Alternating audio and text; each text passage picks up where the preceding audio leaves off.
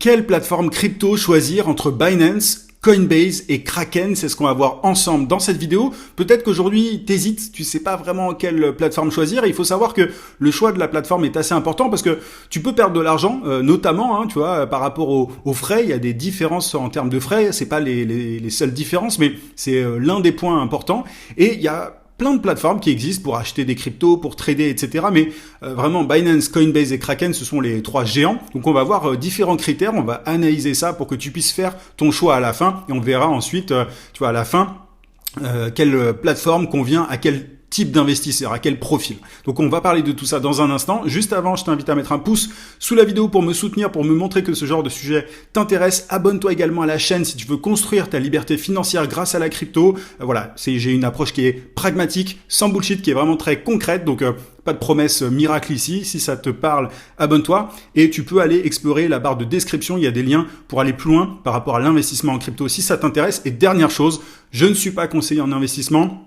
Fais tes propres recherches, voilà, éduque-toi sur le sujet. Cette vidéo est faite à des fins pédagogiques, éducatives, mais ça s'arrête là. Il faut que tu fasses tes propres choix, que tu fasses tes recherches. Tout investissement comporte des risques, notamment en crypto. La crypto, ça peut être risqué, c'est très volatile. Tu peux perdre tout ton argent, donc alloue uniquement une part de ton capital si tu veux investir, que tu es prêt à perdre. C'est extrêmement important. Ceci étant dit, petite présentation rapide des différents exchanges, des différentes plateformes. On va parler déjà de Binance. Alors, Binance a été créé en 2017 et c'est vraiment le leader mondial au niveau des volumes, tu vois, au niveau des volumes d'échange. Et ça a une certaine réputation, tu vois, c'est-à-dire que c'est quand même assez connu, c'est très connu, c'est vraiment le leader et c'est plutôt pour les traders actifs et expérimentés. On va creuser par la suite différents critères, mais voilà grosso modo pour Binance. Coinbase, ça existe depuis 2012, c'est le plus régulé et c'est coté en bourse Coinbase et c'est une interface qui est, tu vois, assez facile à comprendre, etc. C'est vraiment grand public, c'est beaucoup plus grand public pour le coup que Binance. Et c'est plutôt, du coup, tu vois, pour les débutants, les investisseurs prudents. Voilà, on va en parler un peu plus en détail vers la fin, mais je te fais vraiment une présentation rapide des trois. Et Kraken, c'est la plus ancienne des différentes plateformes, là, parmi les trois. Ça existe depuis 2011. Et le positionnement, il est un peu intermédiaire. Tu vois, c'est pas pour les plus expérimentés, c'est pas pour les débutants non plus, c'est vraiment pour les utilisateurs, les investisseurs intermédiaires qui cherchent un certain équilibre. Maintenant, on va voir différents frais. C'est important, tu vois, d'avoir des critères de comparaison différents. On va voir différents critères, pardon, je sais pas ce que je t'ai dit, mais on va avoir différents critères pour pouvoir savoir quelle plateforme choisir. Il y en a 7 plus précisément. Et le premier critère, ce sont les frais, justement. Les frais entre Binance, Coinbase et Kraken. Sur Binance, tu as 0,1% de frais et c'est réduit à 0,075% avec BNB. Donc voilà, il y a une réduction avec la blockchain, tu vois, BNB. Donc on met ça de côté, mais grosso modo, Binance c'est 0,1% de frais sur les transactions. Sur Coinbase, c'est différent, ça va jusqu'à 3,99 selon la méthode de paiement que tu choisis. Donc tu vois, il y a quand même une bonne différence. Et si tu utilises Coinbase Advanced Trade, tu as 0,4% si tu es celui qui crée l'opportunité, si tu es ce qu'on appelle un maker dans le jargon, et 0,6% de frais si tu es un taker, donc si tu achètes par exemple des cryptos au prix du marché. Donc ça, c'est pour des volumes sur moins de 10K dollars par mois. Donc ensuite, tu as des réductions au niveau des frais. Mais tu vois, entre 0,1% et 3,99%, c'est quand même assez différent. Pour ce qui est de Kraken, on est à 0,25%. Alors évidemment, ça peut changer à l'avenir. Au moment où je fais cette vidéo, ce sont les chiffres, mais c'est 0,25% si tu es maker et 0,40% si tu es taker. Donc si tu achètes au prix du marché, par exemple, pour des volumes à moins de 10 000 dollars. En tout, et c'est 0,20% ou 0,35% si t'es taker pour des volumes au-delà, tu vois, à 10 000, 50 000 dollars. Donc, au final, tu vois, quand on regarde un petit peu tout ça, voilà, désolé, je t'ai donné plein de chiffres, mais c'est Binance qui gagne, et Coinbase, en fait, c'est très cher. En soi, en termes de frais, hein, quand tu compares à Kraken et à Binance, c'est très cher, mais c'est vraiment fait pour les débutants, si tu veux. C'est vraiment ils misent tout sur le côté facilité d'accès, facilité d'utilisation de l'interface. Et alors, on va prendre un exemple concret. Tu vois, sur 10 000 euros, par exemple, on va prendre des euros qui sont investis. Sur Binance, si tu n'utilises pas BNB, tu vas payer 10 euros de frais. Si tu utilises BNB, ce sera 7,50 €. Et sur Coinbase, la version simple, tu vas payer 150 à 400 euros de frais environ selon le moyen de paiement. Et avec Coinbase Advanced Trade, t'es à 60 euros. Et pour Kraken, c'est 40 euros. Donc vraiment, tu vois, Binance, pour le coup, c'est vraiment beaucoup moins cher. Donc là-dessus, c'est Binance qui l'emporte. Désolé, j'ai plein de notes. Je regarde mon écran en même temps parce qu'il y a beaucoup de chiffres.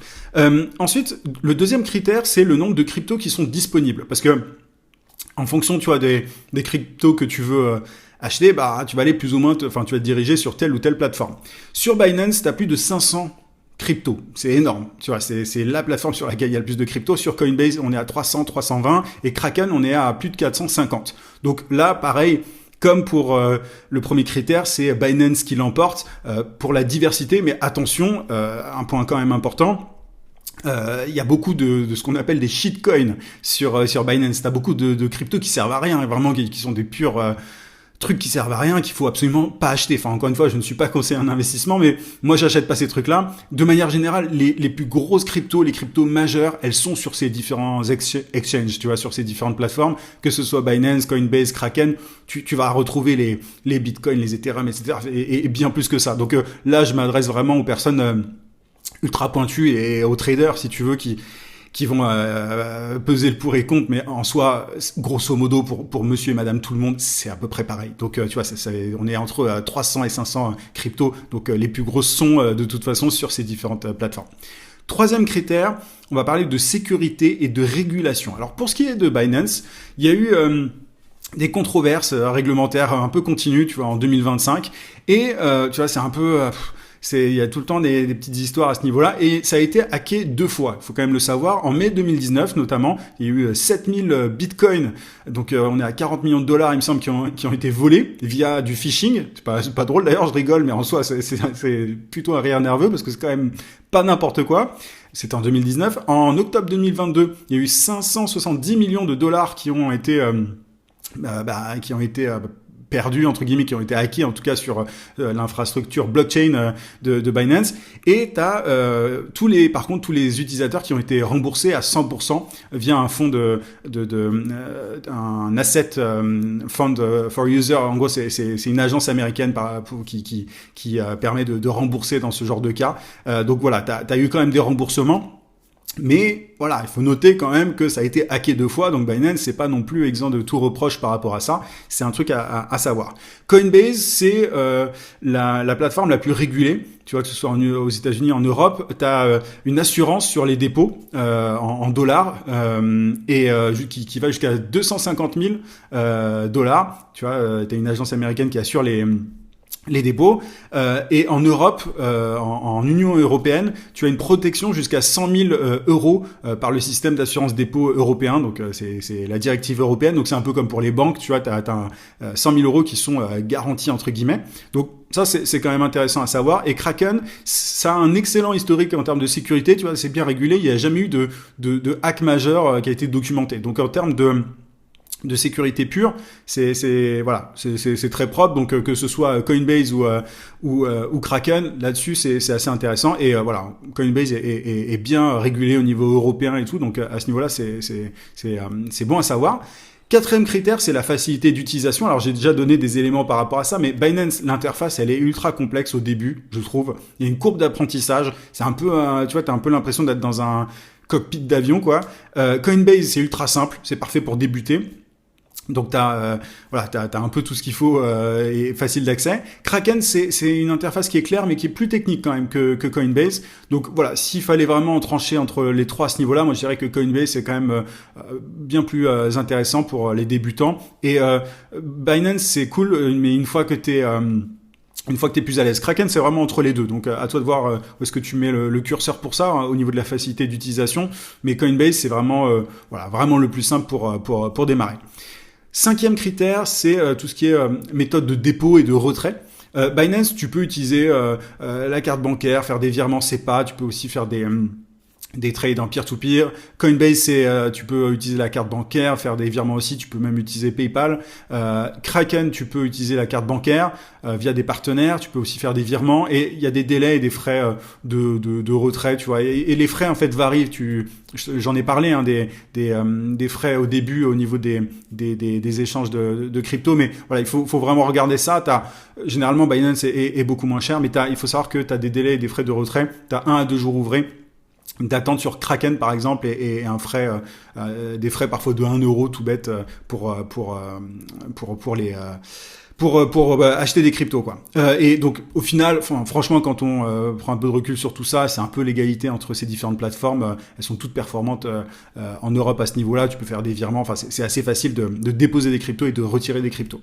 Au niveau des services additionnels, alors t'as Binance qui propose du staking, tu vois, qui permet tout un tas de trucs un peu pointus. Je vais pas rentrer forcément là-dedans, mais tu peux acheter des NFT, enfin t'as un écosystème qui est vraiment très complet. Coinbase, c'est plus limité, tu peux faire du staking pour le coup. T'as aussi un truc qui s'appelle Coinbase Earn qui te permet de générer des cryptos assez simplement. T'as une offre aussi de lending mais qui est limitée par zone géographique en 2025 en tout cas. Et Kraken permet différentes choses aussi, donc tout ce qui est staking, t'as le marché OTC, enfin sans rentrer trop dans les détails, au niveau vraiment de la conclusion par rapport à ça, Binance, c'est vraiment l'écosystème le plus complet. De toute façon, après, il faut faire attention aux produits trop complexes. Si tu es débutant, ça sert à rien de regarder tout ce qui est futur, ce genre de trucs. Donc, voilà, je passe un peu vite parce que c'est pas forcément l'objectif de toutes les personnes qui regardent cette vidéo d'aller à ce point dans les détails techniques. Enfin, toi, t'as juste sans doute envie d'acheter des cryptos et de les retirer. Donc là-dessus, Binance est extrêmement complet